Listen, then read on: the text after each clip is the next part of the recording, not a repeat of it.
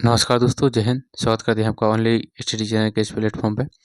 आज हम लेकर आ रहे हैं एमपीपीईबी के द्वारा 2022 में 6 मार्च 2022 का जो पेपर है उसको हम लेकर आ रहे हैं, जिसमें हिंदी, मैथमेटिक्स और अदर सब्जेक्ट के क्वेश्चन पेपर हम सॉल्व करेंगे। मैथमेटिक्स का पहला क्वेश्चन ही योग से चालू हो रहा है। भिन्नों के योग से के योग का पता लगाएं। पहले पेपर में भी यही हुआ था और अभी ये पेपर हम तीसरा लेकर आए हैं। इसमें भी पहला क्वेश्चन योग का पता लगाना है। हम बात करेंगे फिर यहाँ से इसको सॉल्व भी करेंगे कि यदि हम इसको सॉल्व करें तो 6546 अपॉन 8998 प्लस 5687 अपॉन 8998। यदि इसको हम ऐड करें तो 6 7 13 4 8 12 और 1 13 ये हो जाएगा। 5 और 6 11 और 1 12 और 6 5 11 और 1 12 ये हो जाएगा 12,233। और इसको ऐड करेंगे, ये तो कॉमन आ जाएगा, नीचे रहता है तो यदि सेम संख्या है तो क्या आ जाएगी, कॉमन आ जाएगी। तो ये 3 दिया, ये 8 दिया, ये अगर किसी से संख्या से कट जाए तो काट देंगे, वरना यही हमारा आंसर हो जाएगा 122 33 बटे 8,998।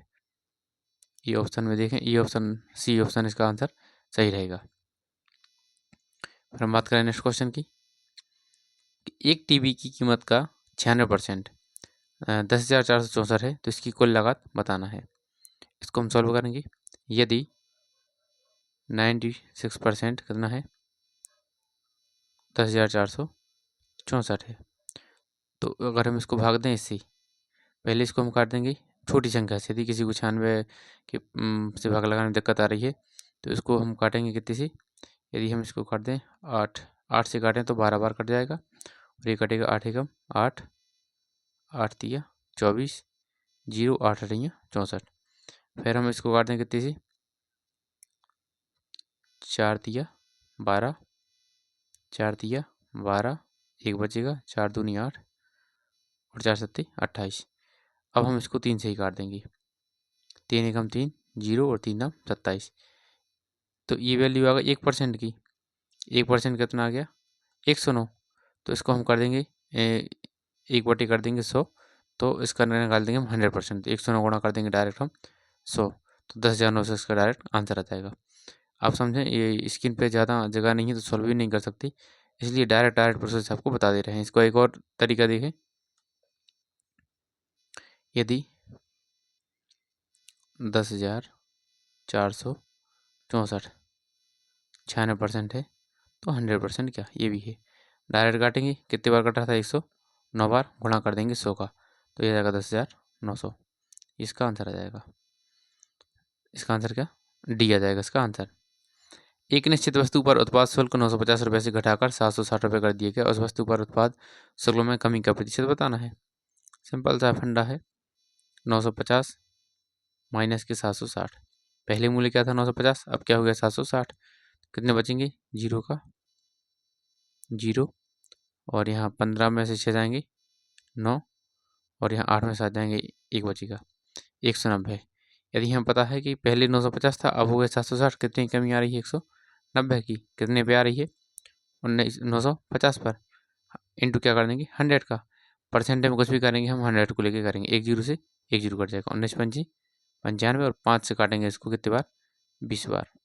तो इसका आंसर आ जाएगा 20% की कमी आ रही है। 20% दिया है ऑप्शन बी में। नेक्स्ट क्वेश्चन है फिर हमारा कि 3 माइनस के साथ 6 12 और -2 का औसत ज्ञात करना है। इसको भी हम सॉल्व कर लेंगे।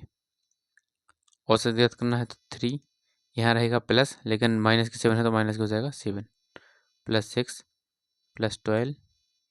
फिर यहाँ प्लस की 2 रहेगा, लेकिन क्वेश्चन में माइनस के 2 दिया है। अपॉन संख्या कितनी है, 1 2 3 4 5, 5 हो जाएगा। 12 और 6 18, 18 और 3 21, 21 हो जाएंगे प्लस की, माइनस 7 और 2 9 बटे 5। 21 में से 9 जाएंगे, कितने बचेंगे हमारे पास, ये बचेंगे हमारे पास 12, 12 बटे 5, 5 का भाग लगाएंगे 5 दूनी 10, और यहाँ कितने बचेंगे 2, 2 में भाग लगाएंगे 0 लग जाएगा, तो 5 चौके 20, 2.4 इसका आंसर आ जाएगा। नेक्स्ट क्वेश्चन है हमारा 6, 13, 17, 21, 23 का औसत याद करना है। ये भी सरल है। सबको जोड़ेंगे 6, 13, 17, 21, 23 सबको अगर हम ऐड करेंगे तो ऐड करने पे कितना आ रहा है 80। 80 और संख्या कितनी है 1, 2, 3, 4, 5। तो इसको हम भाग लाएंगे डायरेक्ट कितना आ जाएगा 16 पंचे 80। आंसर आ जाएगा ए। पहली 5 सम संख्याओं का औसत याद करना है। ठीक है, इसको हम सॉल्व भी कर सकते हैं और डायरेक्ट कैंसिल करेंगे। देखो पहली 5 सम संख्या बोला हमने 2, 4, 6, 8, 10। इनका औसत याद करना है। तो औसत यदि सम संख्या दी है या फिर कोई सी भी एक सी संख्या दी है और उनका औसत निकालना है तो हम क्या करेंगे 2 और 2 4 संख्याएं, 2 सेट्स हैं, 2 सेट्स हैं, बीच की संख्या कौन सी है 6 और 6 हमारा क्या आएगा औसत। इस प्रकार से भी निकाल सकते हैं। या फिर हम वैसा करना चाहें कि 10, 8, 18, 6, 24, 4, 28 और 2, 30। इसको हम 30 हो जाएंगे और 5 5 संख्या है 5 से भाग लगा देंगे तो 5 छक्के 30। ऐसे भी आंसर 6 ही आएगा। नेक्स्ट क्वेश्चन है 5 घटनाओं का औसत 66 है। पहली 2 घटनाओं का औसत 70 और अंतिम 2 घटनाओं का औसत 65 है। तीसरी संख्या ज्ञात करना है। इसको भी कर लेंगे हम 5 गुणा 66, यह जाएगा 330। 330 आ जाएगा। पहली 2 घटनाओं का औसत कितना है 70, यह जाएगा 140 और अंतिम 2 घटनाओं का औसत कितना है 65, ये कितना आ जाएगा 130। इन दोनों को ऐड करें अगर हम मतलब ये कितनी संख्या हो जाएंगी 4, 0, 4, 3, 7, 270। देखो 5 संख्याओं का औसत कितना आ रहा था 330 और 4 संख्याओं का कितना आ गया 270। तो हमें तीसरी संख्या निकालनी है या जो भी संख्या शेष बची है। तो 330 में से 270 घटा देंगे कितने बचेंगे 60। तो आंसर कितना आ जाएगा 60। 3 लड़कों की औसत आयु 20 वर्ष है। इसको भी हम सोल्व कर दें। यदि उनकी आयु का अनुपात 2, 3, 5 है तो छोटी लड़की की आयु ज्ञात करना है। 3 लड़कों की औसत आयु की बात करें 3 गुणा 20 बराबर 60। यदि हम लड़के मान लें A, B, C 2, 3, 5, 5, 3, 8 और 2 10, 10 का हम भाग लगाएंगे 10 छीं 60। तो 6 दूनी 12, 6 दिया 18 और 6 पंची 30। सबसे छोटे लड़की की आयु कितनी आ जाएगी 6 दूनी 12। ऑप्शन 12 कहाँ दिया है डी। ऑप्शन 12 डी में।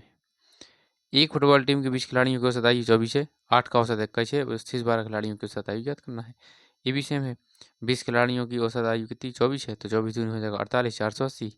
फिर 8 का औसत निकल आएगा 21, 8, 168। तो 480 में से हम 168 को हम माइनस कर देंगे तो कितने बचेंगे 312 और 12 बचेंगे स्टूडेंट। तो 12 से भाग लगाएंगे तो इसका आंसर आ जाएगा डायरेक्ट हमारा 26। निम्न में से कौन सी संख्या 26 से विभाज्य है। इसमें आप या तो 26 का भाग लगाएं या फिर आप 13 दूनी 26, 13 और 2 की विभाज्यता का नियम लगा सकते हैं। 2 की विभाज्यता का नियम तो सभी में लग रहा है, नहीं डी में नहीं लग रहा है। तो आप डी ऑप्शन को छोड़ें, सी, बी और ई में आप 13 से भाग लगाएं। 13 का भाग जिसमें पूरा पूरा जाएगा वही हमारा आंसर होगा। तो इसका आंसर आएगा बी 754। सेम क्वेश्चन 26 से विभाज्य लगाना है तो 13 और 2 की विभाज्यता का नियम लगाएंगे। सी तो इसका आंसर आ ही नहीं पाएगा क्योंकि 2 का भाग सी में जाएगा नहीं 1125 में, क्योंकि इकाई का अंक क्या है विषम है। बाकी फिर ए, बी, डी में हम 13 से भाग लगाएंगे और इसका आंसर आएगा बी। तो बी है तो 13 दूनी सॉरी 13 कम 13 7 बचेंगे। फिर कितने हो जाएंगे 13 अपना 65, 5 बचेंगे 13 और चौके 52। ठीक है, इसका आंसर बी आ जाएगा। कौन सी संख्या 18 से विभाज्य है। इसमें 9 दूनी 18 या फिर 3 की विभाज्यता का नियम लगा दें तो इसका डायरेक्ट या 18 से भाग भी लगा सकते हैं। यदि आपको 18 का पहाड़ा याद है तो इसका आंसर आ जाएगा ए। नेक्स्ट क्वेश्चन फिर से विभाज्य का है 24 से। देखिए अब विभाज्य वाले क्वेश्चन बहुत ही ज़्यादा आ रहे हैं तो आप या तो पहाड़ याद कर लें लगभग 20 तक के या 25 तक के, या फिर आपको उनकी विभाज्यता का नियम पता होना चाहिए। तो अब जल्दी से आप इसको सॉल्व कर लें। 24 से विभाज्य इसका आंसर आएगा 3 की विभाज्यता का नियम लगा दो, उसमें 8 की विभाज्यता का नियम लगा दो, 12 दूनी 24। आप जो आपको जैसा इजी लगे आप ऐसा कर सकते हैं। तो इसका आंसर हम डायरेक्ट बता देंगे, इसका आंसर आएगा डी।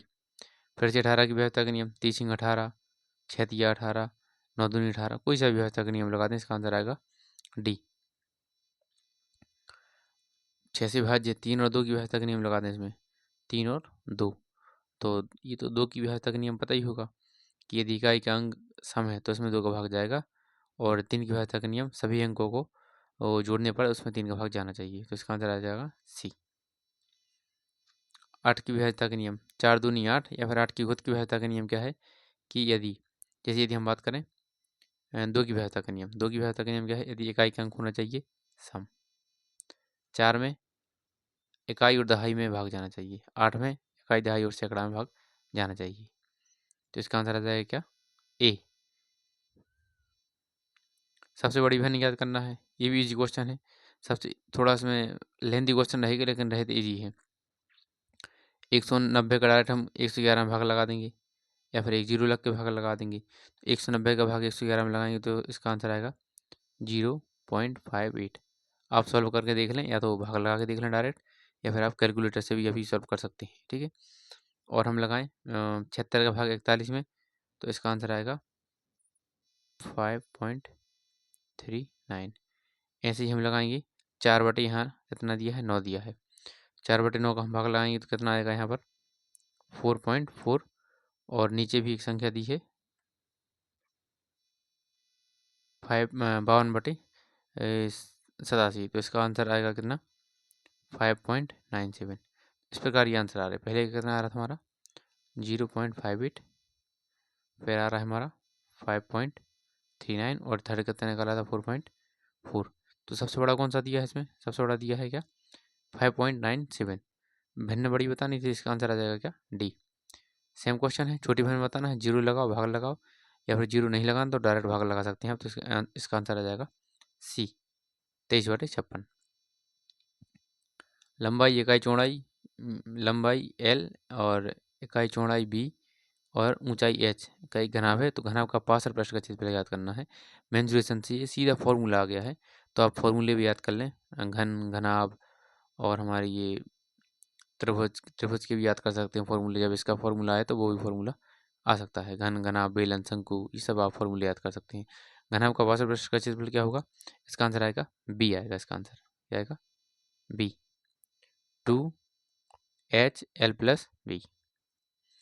नेक्स्ट क्वेश्चन, एक शंकु की ऊंचाई h है और त्रिज्या 2r है, शंकु का आयतन याद करना है। तो देखो शंकु का फिर वही फॉर्मूला आ गया, शंकु का आयतन कितना होता है 1/3 पाई r²h। 1/3 सेम है, पाई भी अभी सेम रहने दो क्योंकि पाई का और मान नहीं रखा। आर की वैल्यू क्या रख देंगे यहाँ 2r, 2 जब 4 हो जाएंगे, और r²h, 4 गुणा 1 में करेंगे 4/3, 4/3 पाई r²h। तो इसका आंसर आ जाएगा 4/3 पाई r²h। कहाँ दिया है, ये दिया है ऑप्शन डी में। एक वर्ग के क्षेत्रफल और उसके वर्ग पर बने विकर्ण का बने विकर्ण पर बने वर्ग के क्षेत्रफल के बीच का अनुपात बताना है। तो आप ये क्वेश्चन कुछ फैक्चुअली होते हैं, इनको सॉल्व भी करना पड़ेगा, थोड़ा टाइम लगेगा इनको सॉल्व करने, इसलिए आप इनको याद कर लें। क्वेश्चन ये सेम के सेम आ सकते हैं। एक वर्ग के क्षेत्रफल और उसके विकर्ण पर बने वर्ग के क्षेत्रफल के बीच का अनुपात क्या है, इसका आंसर आएगा क्या, इसका आंसर रहेगा बी, 1:2। दो वर्गों के विकर्णों का अनुपात 2:3 है, उनके क्षेत्रफल का अनुपात, इसका आंसर आएगा ए, 4:9। यहाँ से चालू हो जाएगी पेडागोजी। जिस प्रक्रिया द्वारा गणित में एक बच्चे के कमजोर क्षेत्रों को पहचाना जाता है वो क्या कहलाती है, वह कहलाएगी हमारी डी, नैदानिक कार्य। शैलजा किसी संख्या को भिन्न भिन्न प्रकार से व्यक्त करती है, उदाहरण के लिए 4 बराबर, 2 बराबर 4, 1 3 बराबर 4 आदि।